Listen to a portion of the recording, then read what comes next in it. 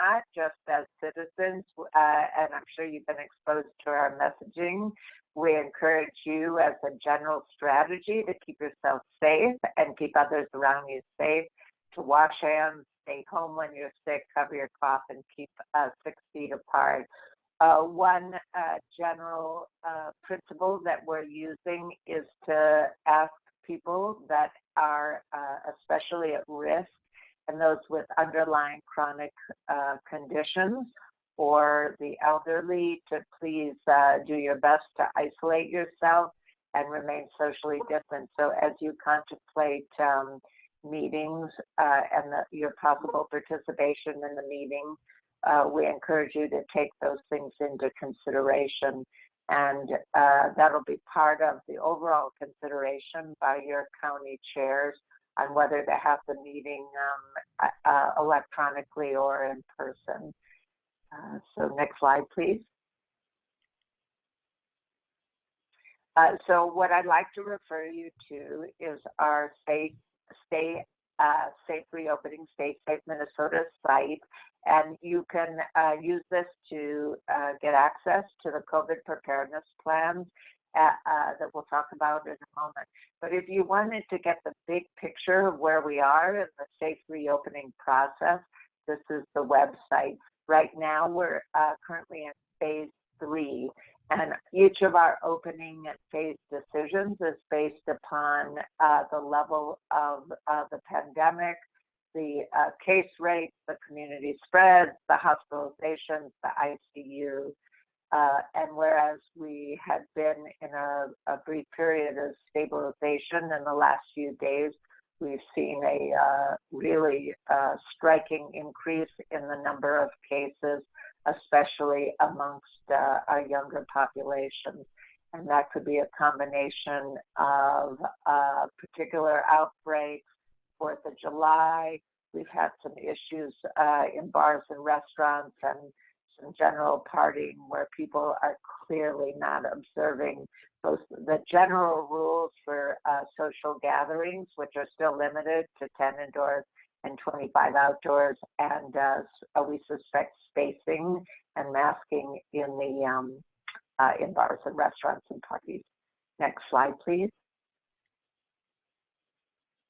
So you will need to conduct and prepare and post a COVID-19 preparedness plan. And on the Minnesota Stay Safe guidance, you will go to the icon that references recreation and seated meetings. So all seated meetings where the public would gather are subject to the COVID-19 preparedness plan guidelines.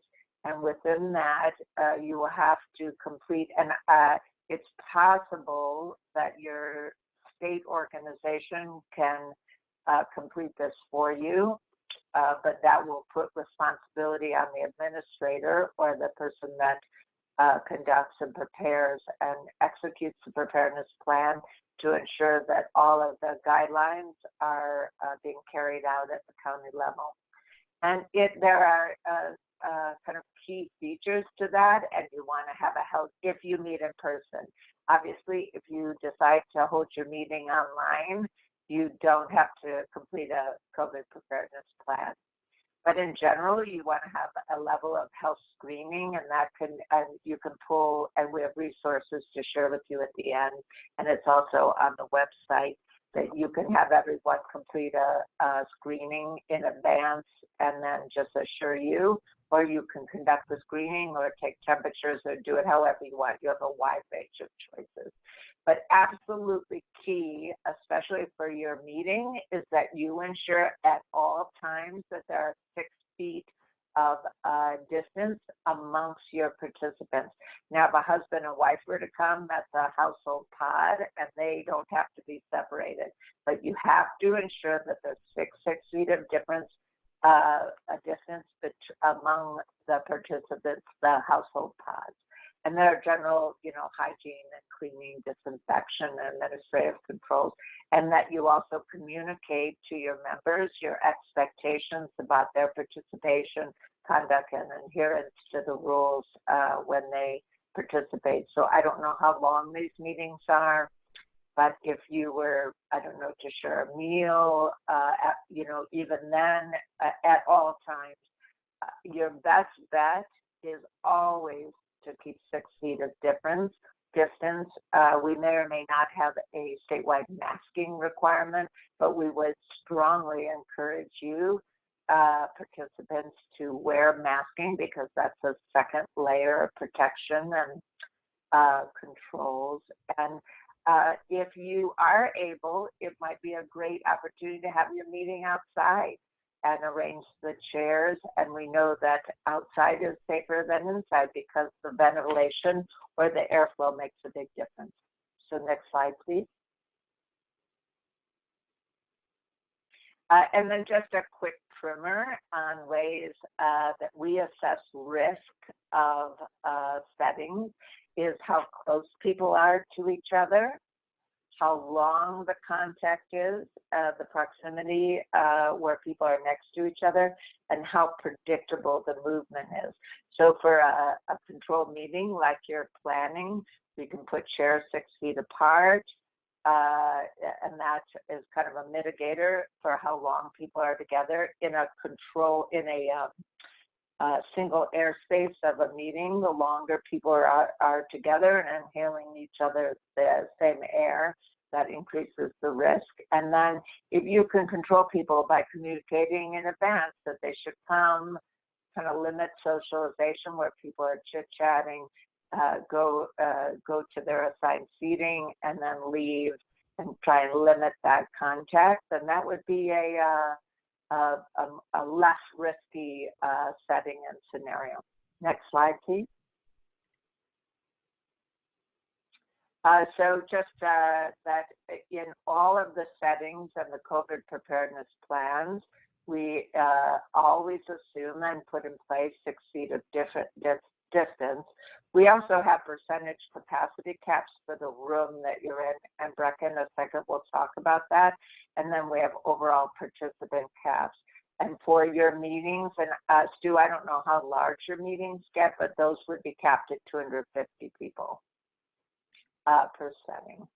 So Brecca, if you want to take the next 2 slides, Brecca is one of our experts on kind of determining the meeting size, the room, and the spacing amongst the participants. Next slide, please. Thank you, Brecca. Good morning, everybody. I'm Brecca Cheetah. I am an industrial hygienist and ergonomist with Minnesota OSHA Workplace Safety Consultation, and I've been working with the safety team developing these guidelines. So let's go over the seated meeting, the highlights of them. As Laura indicated, that information is on the Stay Safe webpage. That's where the guidance is located. You're going to want to take a look at the seated entertainment and meeting venues guidelines, and it's under the entertainment button. Within that, the key requirements are that venues in this sector have to develop and implement a COVID-19 preparedness plan, and Laura went over some of the requirements of that. The overall goal is to limit the interaction of individuals, keeping everyone socially distanced, using occupancy, making sure that everyone has 6 feet of space when they enter and when they are in the facility. And the guidance currently strongly encourages masking for workers and customers, but this is going to vary depending on where the meeting is taking place and what the local requirements are for masking in that area, or if we have a statewide masking mandate. Next slide, please. So when we're looking at calculating capacity and we are looking at indoor venues, we are going to be looking at what that occupant capacity is. Every building is given an occupant capacity based on their certificate of occupancy. That's how many individuals can be in that space. And when we look at calculating the amount of individuals that can be there to create enough space for everyone to be there with enough social distancing, we are looking at reducing that number. That number needs to be reduced down to no greater than 25%. So you're going to take the number of individuals that can be in that space, multiply it by 0.25, and that is going to be the number of occupants you can have in that space. The overall number cannot exceed 250 individuals for that space. So if you calculate it to be 300, it will have to be at 250, that's the cap.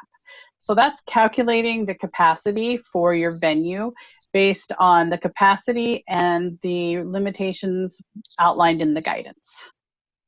And I think the next slide is for someone else. Thank you. Thank you. I just wanted to be able to give participants an overall sense of what the guidance across all sectors are, just because it's a learning opportunity while we have you. If you were to plan your meeting outside, because that's the safer setting for large gatherings, you do want to keep in mind a plan B. If you were to go inside, then you would have to be prepared to ensure the requirements and the spacing and the social distancing in your plan B, or maybe if it's just under a pavilion. These are the overall sectors, and I just want you to see that your meeting would fall within the recreation. So you will have to go through the steps, depending upon where your chair and your county meetings are, to obtain the occupancy guidelines and do that math and the calculation, and then ensure that there's 6 feet between amongst all your groups. So anyway, this is just an overall picture of where we at in our phase 3. And the next slide, please.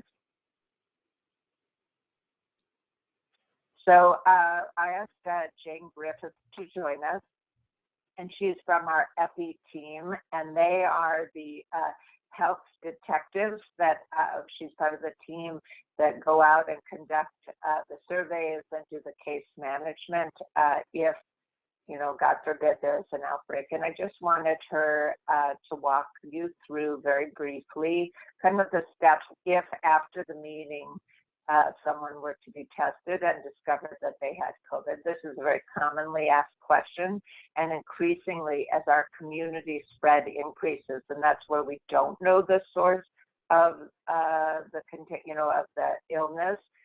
This is happening on an increasing basis, and I also think everyone knows that you can be asymptomatic and still carrying and spreading the disease.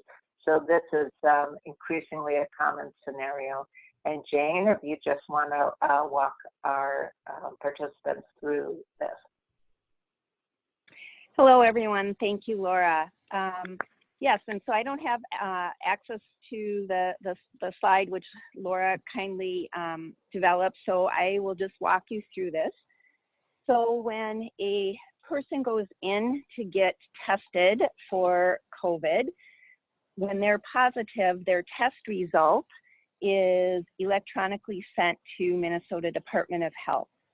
Sometimes we get that within a day or two, and sometimes it's a few days after the person has been notified that they do indeed have COVID. The person with COVID is instructed to stay at home in isolation for at least 10 days after the onset of symptoms or after their test date. And so staying at home, many people live with other folks. That means that that person with COVID really needs to stay in their own room and have their own bathroom to the extent possible. Because we know that in a household setting where people are together a lot, the risk of transmission increases greatly, and we want to try to minimize infection to those other household members. So when we at MDH get the report that there is a COVID case, we call that person and we look back in the 14 days prior to their illness where they might have been, because we are trying to establish if we can find a connection as to where they were infected. And as Laura mentioned, you know, we are now in the midst of community-wide spread, and so that basically means that in many cases we are unable to pinpoint an event or being with someone else that had COVID as the source of infection.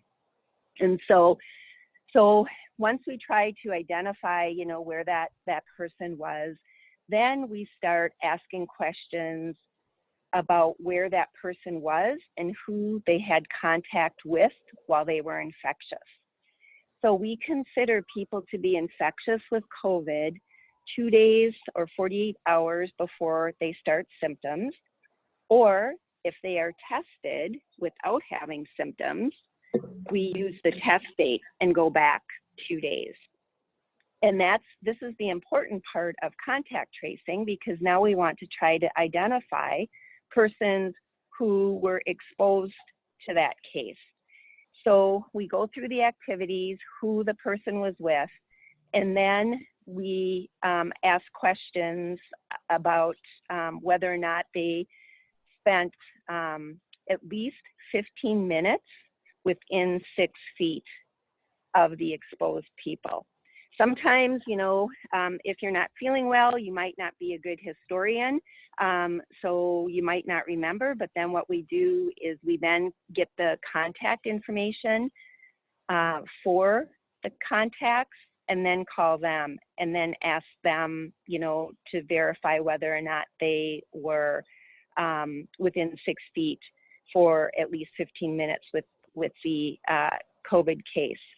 So the contacts who say, yes, you know, I was, you know, within 6 feet of that person for at least 15 minutes, are then asked to self-quarantine for 14 days. And that self-quarantine means that they need to stay home, you know, as much as possible, and then monitor themselves for symptoms.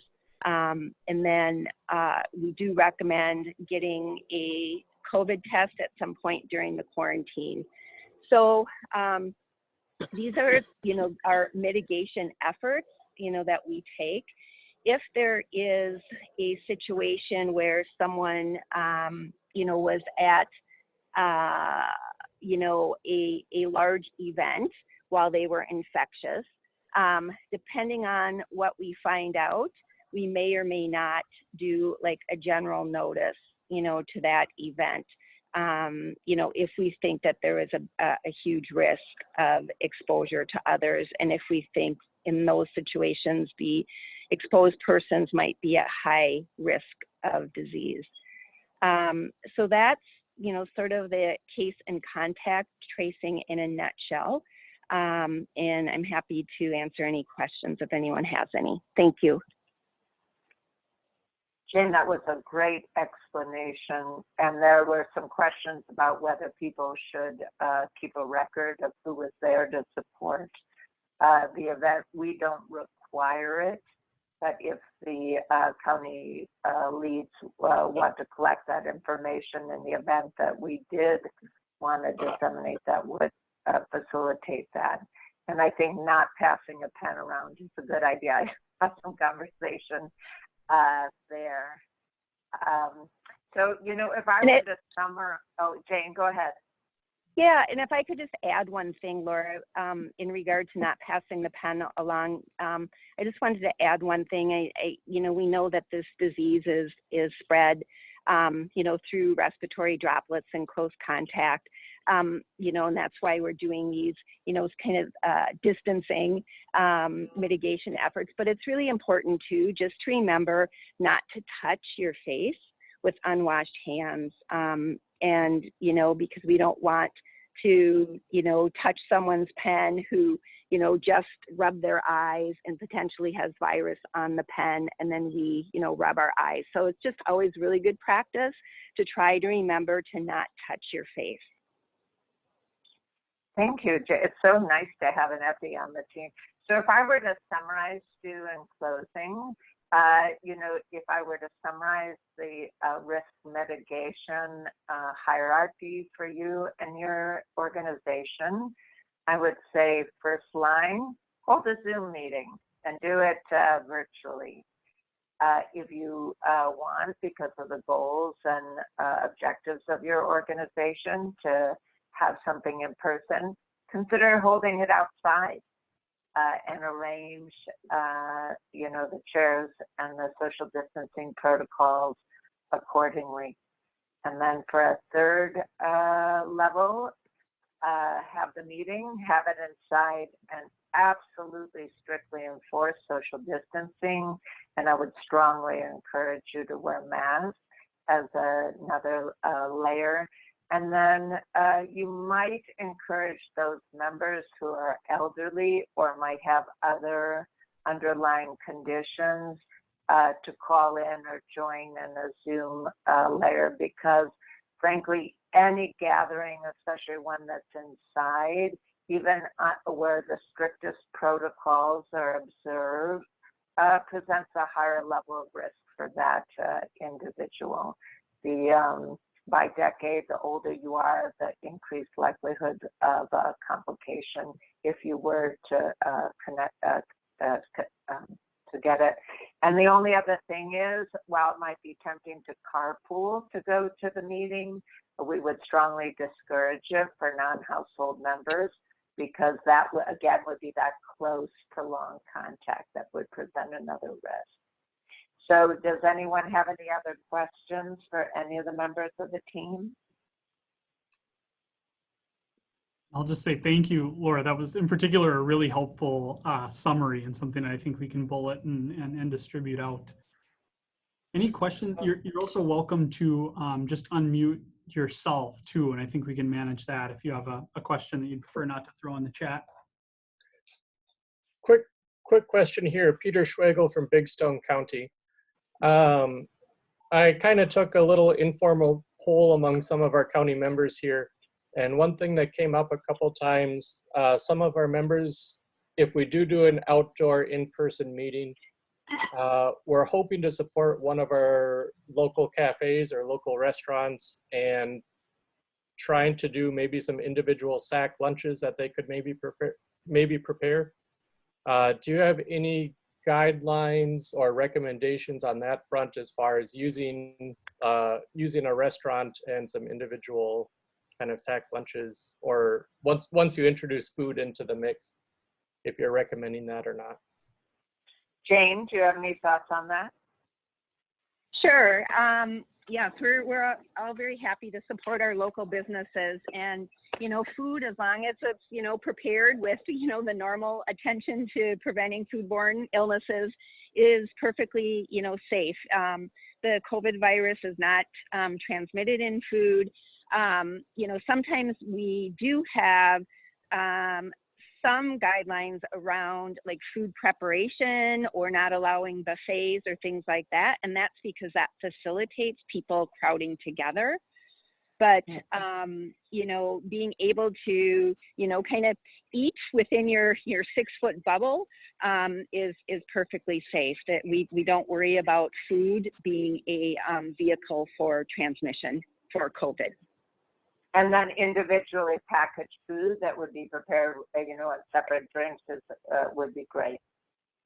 Right, because then we won't have the temptation for people to gather up by the salad bowl together and Yep. Sure, thank you.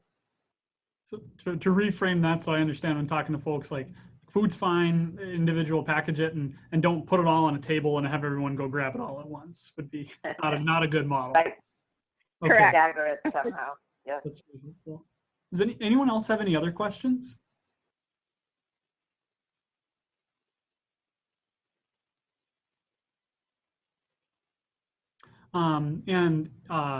Laura, Becca, and Jane, we're good to share your PowerPoint with members as well. In addition, sure.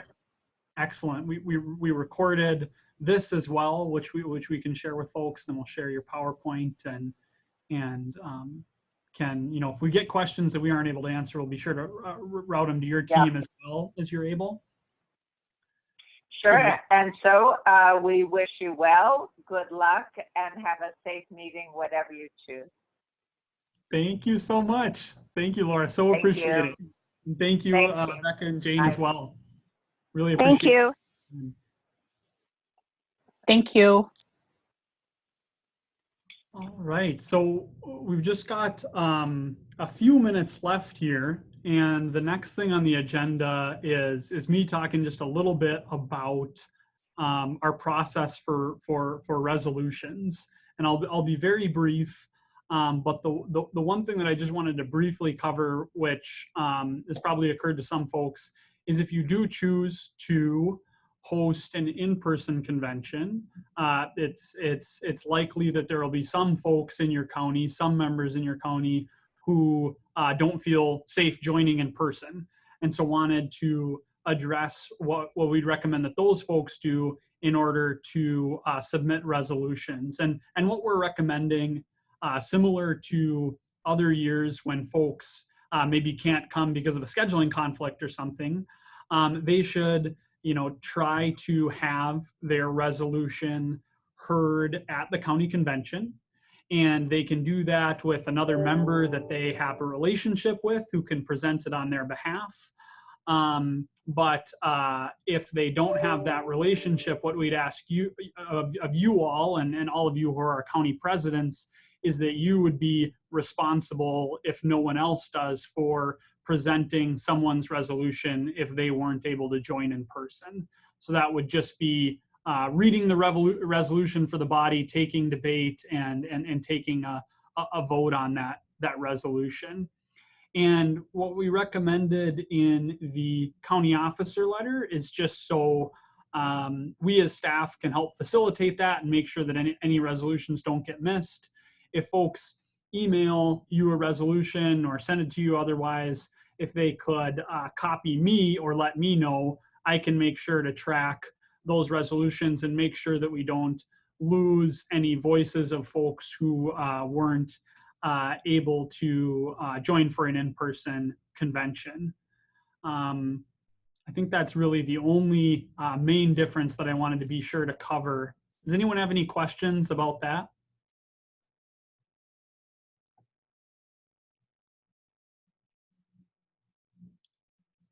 Fantastic. Any questions, comments, thoughts overall? We've got about 7 minutes left on anything that was presented today or follow-up that would be helpful in addition to the PowerPoints and the one-pager that Diana plans to send out. I think we're going to have a Zoom meeting in our Red Lake County, Stu, and the office will be able to help us set that up probably.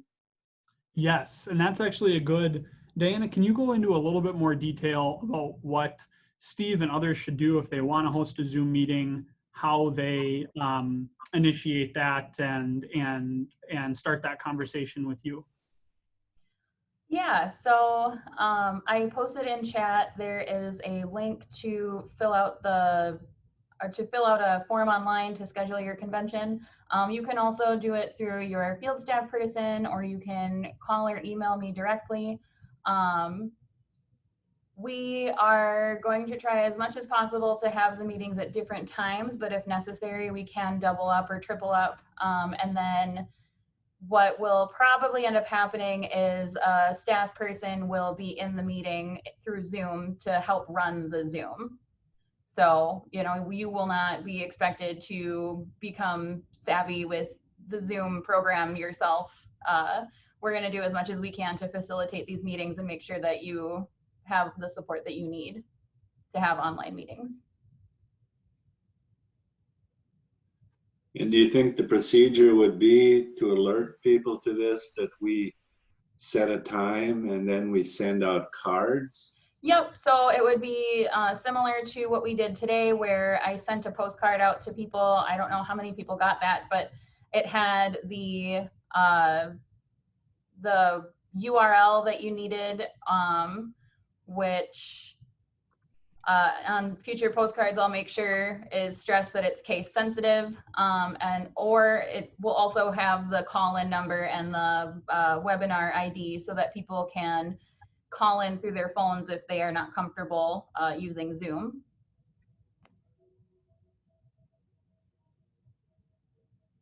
Diana, how are we going to, if we do have a Zoom meeting, how do you suggest doing all the signatures that are required?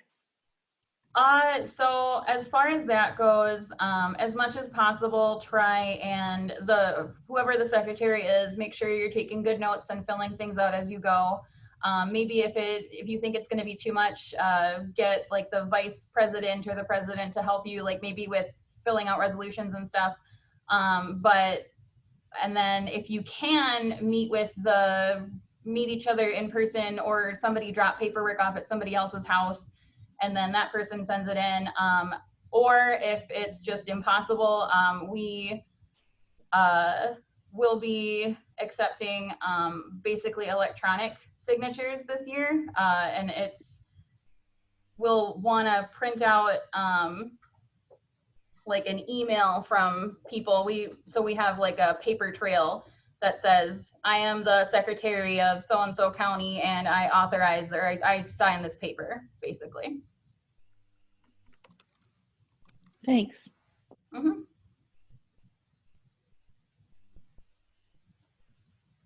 Couple more minutes. Any more questions? Well, two that folks raised in the chat, which I'll just restate, is Kent asked whether they'll be able to take nonverbal feedback in the Zoom conventions, and it'll be very similar to this call, where there'll be a chat function, so folks will be able to use that to give feedback or have their voice heard in the debate.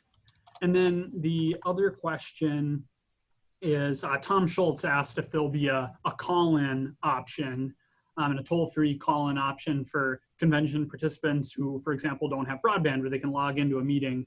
And there will be. It'll be very similar to this meeting, where we can publish a call-in number where folks will be able to join by phone. And then David asked Diana, and I'll let you address this because I think you have something in the works. But can MFU set up a practice Zoom meeting for a county to try to learn how the Zoom works before the actual meeting? Yeah, we certainly can. We're doing a practice meeting for the full board meeting for people to practice signing into Zoom. So we can probably do that for an individual county as well. Excellent. You know, something we also might explore, if there's interest, you can shoot Diana or I a note. But if folks would be interested in a Zoom training that a bunch of folks could join in on, I'm sure that's something that we would be eager to coordinate for folks as well too, to use for county convention or other programming that you're interested in too. Any final thoughts, questions, observations before we sign off here?